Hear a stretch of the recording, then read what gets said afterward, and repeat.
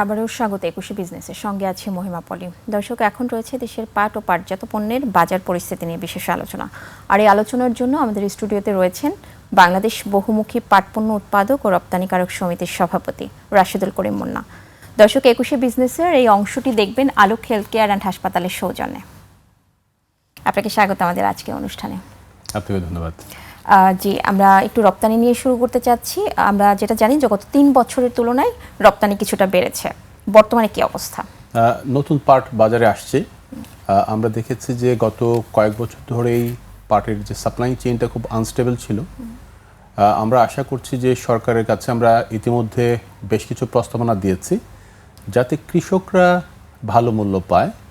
যেটা হয়েছে গত 6-7 বছর ধরে যে ফরিয়ারা বা মিডলম্যানরা ঢুকে গেছে এবং অনিয়ন্ত্রিতভাবে তারা পাট সেক্টরকে এক ধরনের বলবো যে প্রেশার দিয়ে তাদের লাভবান হচ্ছে, তারা শিল্প বা কৃষক লাভবান হচ্ছে না। তো সেই ক্ষেত্রে নতুন পাট যেহেতু এসেছে, আমাদের 3টা প্রস্তাবনা হচ্ছে কৃষকদের ব্যাপারে। একটা হচ্ছে যে উন্নত মানের বীজের স্বয়ংসম্পূর্ণতা অর্জন করার জন্য সরকার যথেষ্ট গুরুত্ব দিচ্ছে যে আগামী 3 বছরের মধ্যে সরকার আশা করছে যে বাংলাদেশ শতভাগ বীজ উন্নত মানের বীজের স্বয়ংসম্পূর্ণতা অর্জন করবে। দ্বিতীয়ত হচ্ছে আমরা বলেছি যে প্রতি বছর আমাদের উৎপাদনের পরিমাণটা নির্ধারণ করা যায় না, সেক্ষেত্রে আমাদের প্রতিটি দেশগুলো যে কাজটা করছে যে স্যাটেলাইট বা ড্রোনের মাধ্যমে প্রতি বছর যে উৎপাদনের পরিমাণটা নির্ধারণ করছে, যাতে এই শিল্পের যে ডিমান্ড আছে, এই শিল্পের সাথে যতগুলো সেক্টর আছে তাদের মধ্যে যাতে প্রপার ডিস্ট্রিবিউশনটা হয়।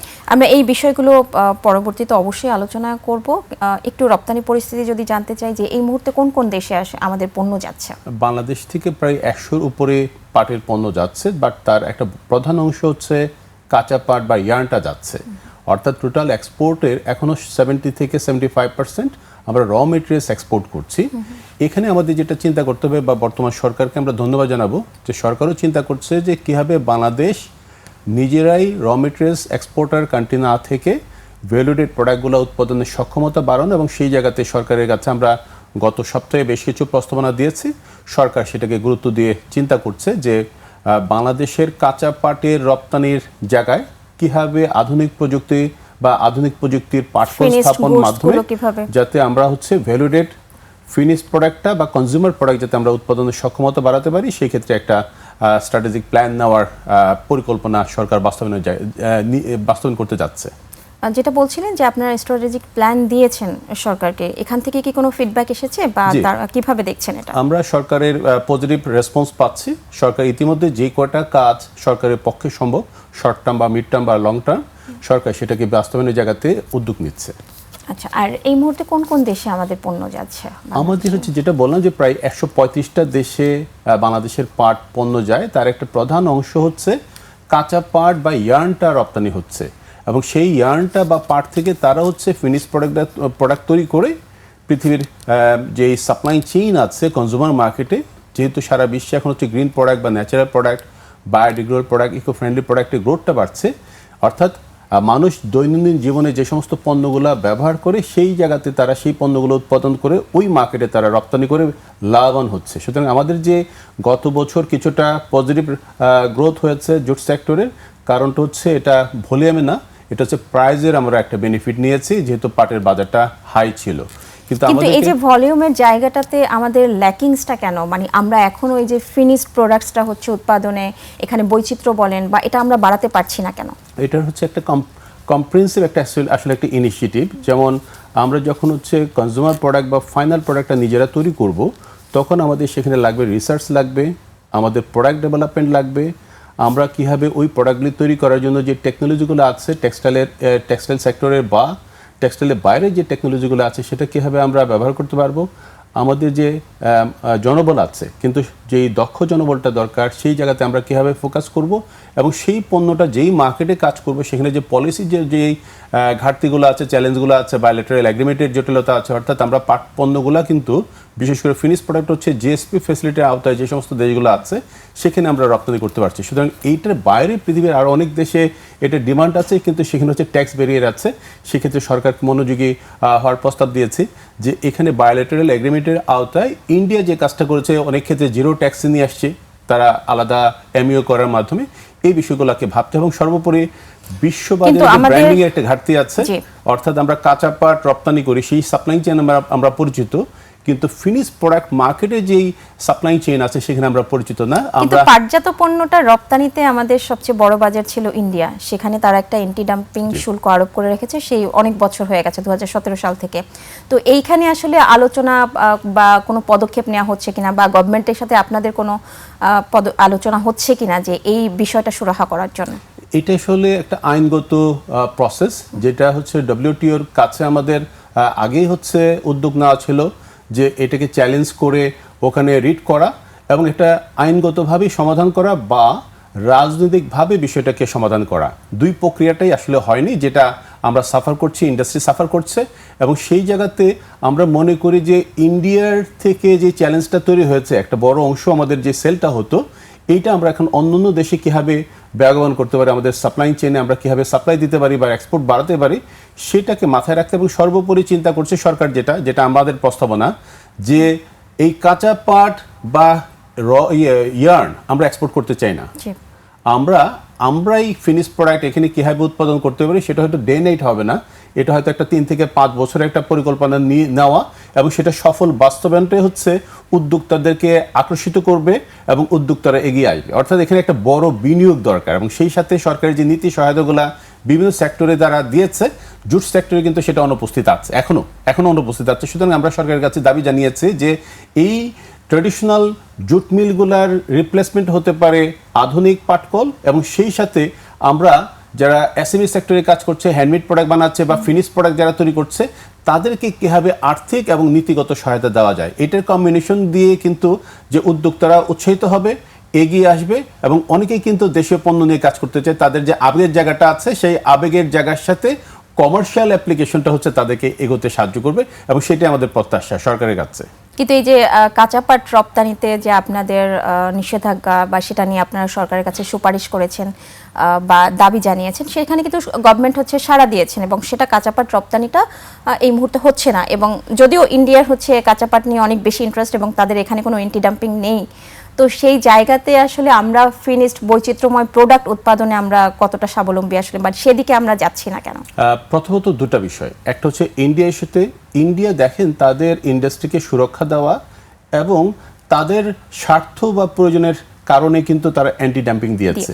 সুতরাং আমাদেরকেও চিন্তা করতে হবে যে ইন্ডিয়া যেহেতু এই ব্যারিয়ারগুলো তৈরি করছে, এই জায়গাতে অল্টারনেটিভ যেই অপরচুনিটিগুলো আছে বা সোর্সগুলো আছে বা যে মার্কেটটা আছে সেখানে ফোকাস করা। কারণ ইন্ডিয়া কিন্তু আপনি দেখবেন যে বাংলাদেশের এই জুট সেক্টরের ডেভেলপমেন্টের জায়গাতে তাদের কোনো কন্ট্রিবিউশনটা নেই। তারা শুধুমাত্র র মেটেরিয়ালস নিয়ে তারা কীভাবে ফিনিশ প্রোডাক্ট তৈরি করবে এবং বিশ্ববাজারে তারা জায়গা করে নেবে, এটা হচ্ছে তাদের অবজেক্টিভ।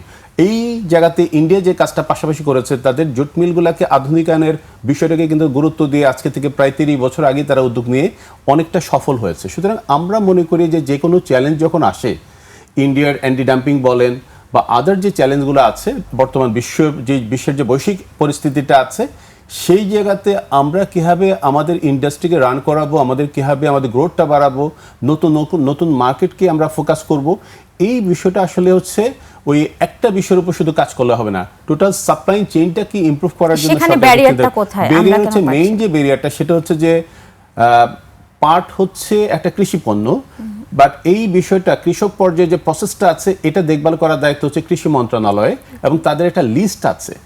আনফর্চুনেটলি সাধারণত এত বছর পরেও কৃষি পণ্যের তালিকায় পাটটাকে অন্তর্ভুক্ত করা হয়নি। অর্থাৎ এখানে কিন্তু আমাদের বীজের কিন্তু আমরা স্বয়ংসম্পূর্ণ না, আমরা ইন্ডিয়ার উপর নির্ভর করছি। সরকার যদিও উদ্যোগ নিয়েছে এবং আশা করা হচ্ছে আগামী 3 বছরের মধ্যে সেটা হবে, কিন্তু এই যে কৃষি মন্ত্রণালয়ের তালিকায় যদি পাট পণ্যটা যুক্ত হতো, তাহলে কিন্তু কৃষক পর্যায়ে যে ডেভেলপমেন্টের জায়গাটাতে কৃষি মন্ত্রণালয় অন্যান্য জায়গাতে চমৎকার কাজ করেছে, এই কাজটা হতো।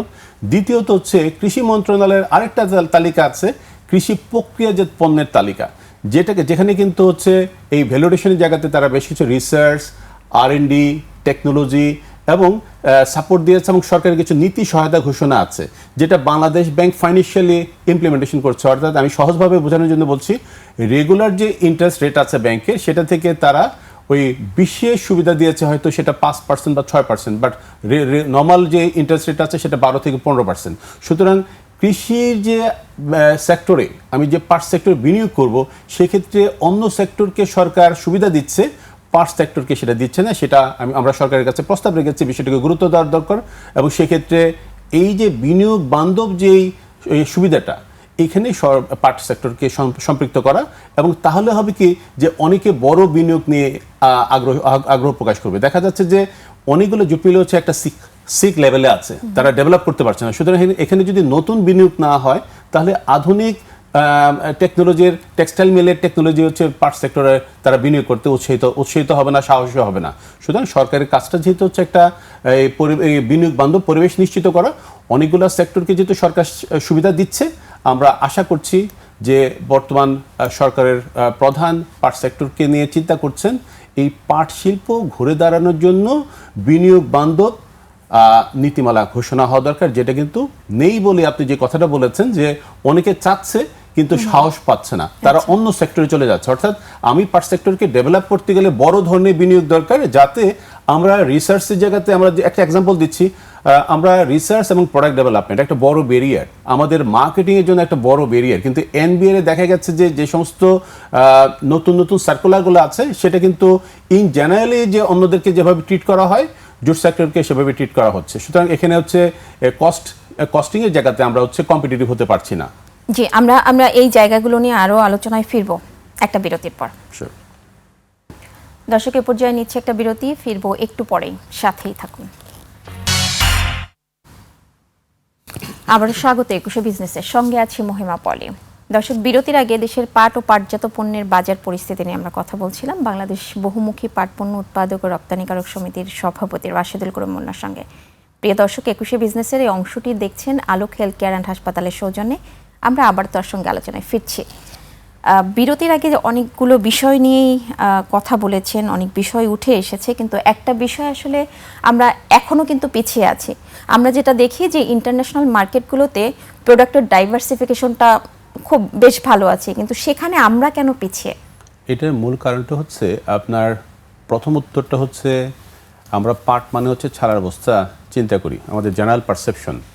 তো এখানে পৃথিবীতে ন্যাচারাল ফাইবার থেকে অনেক ধরনের টেকনিক্যাল এবং নান্দনিক লাইফস্টাইলের প্রোডাক্টগুলি তৈরি হচ্ছে। এক্সাম্পল দিচ্ছি, গাড়ির যে ইন্টেরিয়র যে পার্টগুলো আছে, এটা কিন্তু হচ্ছে জুটের ফাইবার ব্যবহার হচ্ছে, বা বাংলাদেশ থেকেই সেই কাঁচা পাটটা যাচ্ছে, অন্যরা সেটা ফিনিশ করে গাড়ির ভিতরে পার্টটা তারা ফিক্সিং করছে।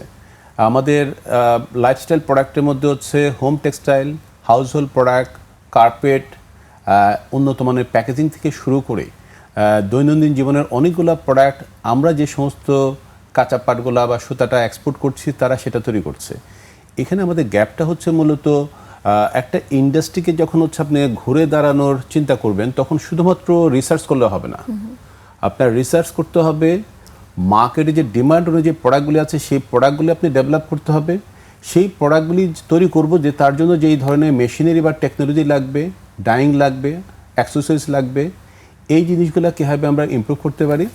আমাদের উদ্যোক্তাদেরকে আকর্ষণ করা বা উদ্যোক্তাদেরকে উৎসাহিত করার জন্য সরকারি যে এক্সিস্টিং যে নীতিমালাগুলো আছে, সেক্ষেত্রে জুট সেক্টরকে কীভাবে সাপোর্টটা দেওয়া যায়। এবং সর্বোপরি এই পণ্যটা যখন আমি এক্সপোর্ট মার্কেটে বিক্রি করতে যাব, সেখানে আমাদের যে ব্র্যান্ডিংয়ের যে ঘাটতি আছে, আমাদের যেই এইখানে যে কস্ট, যেই ইনভেস্টমেন্ট করতে হয় আমাদেরকে, এটা কীভাবে সহনীয় করা যায়। অর্থাৎ আমি একটা সেক্টরকে ডেভেলপ করতে গেলে একটা কম্প্রেহেনসিভ 5 বছর থেকে 7 বছরের একটা স্ট্র্যাটেজিক প্ল্যান লাগবে, এবং সেটা প্রতি বছর পরিবর্তন হওয়ার সুযোগটা থাকবে না। তাহলে হবে কি যে একজন নতুন বিনিয়োগকারী বিনিয়োগ করে এই সেক্টর থেকে লাভ করতে পারবে। আদারওয়াইজ কিন্তু হচ্ছে বিনিয়োগকারী চিন্তা করবে যে এই সেক্টরে সরকারি পলিসি সাপোর্টগুলো বেশি আছে, সেখানে চলে যাবে এবং চলে যাচ্ছে। এই ক্ষেত্রে আমাদের সরকারের কাছে প্রত্যাশা, বাংলাদেশে মাত্র জুট এবং লেদার ছাড়া আমাদের যতগুলো প্রোডাক্ট এক্সপোর্ট হয়, এই দুইটা হচ্ছে আমাদের নিজস্ব মেটেরিয়ালস, যেটা আমরা এক্সপোর্ট করি শতভাগ হচ্ছে আমাদের দেশে থেকে যাচ্ছে। অন্যান্যগুলো ক্ষেত্রে এক্সাম্পল দিচ্ছে গার্মেন্টস, অনেক বড় সেক্টর, সফল একটা সেক্টর, 80% চলে যাচ্ছে আবার র মেটেরিয়ালস প্রকিউরমেন্ট করতে। সুতরাং যেখানে আমাদের নিজস্ব একটা স্ট্রেংথ আছে, সরকারের কাছে আপনাদের মাধ্যমে আমার দাবি, সরকার ইতিমধ্যে এটা অনুধাবন করছে যে আমাদের নিজস্ব যে র মেটেরিয়ালসগুলো আছে, নিজস্ব যে শিল্পগুলো আছে, এটাকে কীভাবে ইমপ্রুভ করা যায়, ডেভেলপ করা যায়। আমি মনে করি এখানে আরেকটা জায়গাতে ফোকাস করা দরকার। সরকারের এক্সিস্টিং যে এক্সপোর্ট পলিসিগুলো আছে, এটা একসময় গার্মেন্টস সেক্টরকে যেভাবে সাহায্য করেছে, গার্মেন্টসের বাইরের সেক্টরগুলো সেভাবে সুযোগগুলি পাচ্ছে না।